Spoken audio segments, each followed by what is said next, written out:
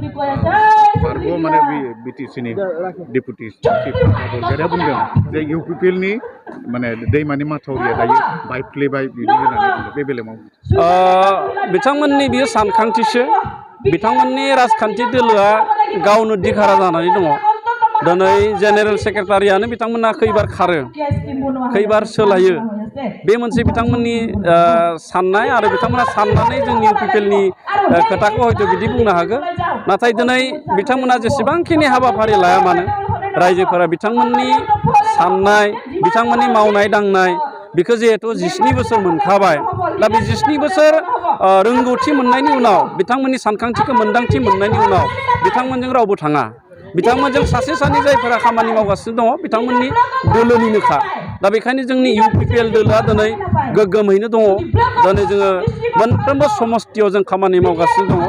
जोंनि मोनफ्रोमबो समस्थिनि जोंनि UPPL दोलोनि दैदेनगिरिफ्राबो जोंनि दोलोखौ गोख्रों खालामनो थाखाय सरकारनि माखासे आसनिखौ मोजाङै रायजोफोरनो मोनहोनायनि थांखिजों खामानि मावगासिनो दङ दिनैसिम थारमाने दायो स्पर्ट्सनि जौगाहोनायनि थाखाय जिहेतु नोंथांमोना जोबोद माने हाबाफारि लादों बे हाबाफारियाव नाथाय मुलुगाव साब डिभिजन लेभेलनि मावगिरि होनांगोन बे बेलायाव माबायदि आवगायदों बे बेलायाव BTR सरकारनिफ्राय गेलेमु बिथिंखौ गोसो होनानै खामानि मावनायनि खाबुखौ होनायनि थाखाय आङो जोंनि BTRनि चिफ प्रमद बर' बिथांखौ रोजा रोजा साबायखर जासिगोन गेलेनायखौबो सोलोंथाइजों लोगोसे बा सोलोंथाइनि बिफान बायदिनो मोनसे गाहाय बिफान हिसाबै गनायथि होनानै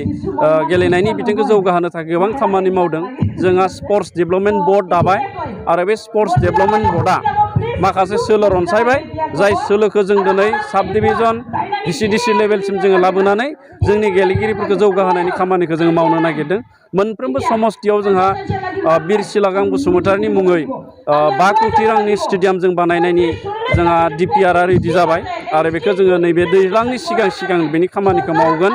100 जन जोंनि गेलेगिरि जायफ्रा गोबां गेलेबाय मेडेल मोनबाय बिथांमोनखौ 1 लाख रांखान्थि अनसुंथाइ होनानै बिथांमोनखौ आरोबाव गेलेनायाव जौगाखांहोनो थाखाय जोङो राहा लानाय जादों साब डिभिजन लेभेलाव जायफ्रा सुपार डिभिजन लिगाव चेम्पियन जायो बिथांमोननो 5 लाख होनायनि थाखाय जोङो थांखि लादोंमोन आरो बेखौ जोङो थाबैनो होनाय जासिगोन आरो जोंनि साब डिभिजन लेभेलाव डिस्ट्रिक्ट स्पर्ट्स एसोसिएशन थायो बिथांमोनखौबो गेलेनायनि माखासे बिथिंखौ जौगाहोनो थाखाय 5 लाख जोंनिफ्राय रांखान्थि अनसुंथाइ होनाय जाबाय BTRनि चिफ प्रमद बर' बिथाङा 10 लाख होनायनि खोथा फोसावदों जों गिबि किस्तियाव 5 लाख होगोन बिनि उनाव 5 लाखखौ जोङो होगोन दा बेखायनो बेबायदि जोङो जोंनि गेलेनायखौ जोङो जौगाहोनो थाखाय जोङो माखासे हाबाफारि जोङो रनसायदों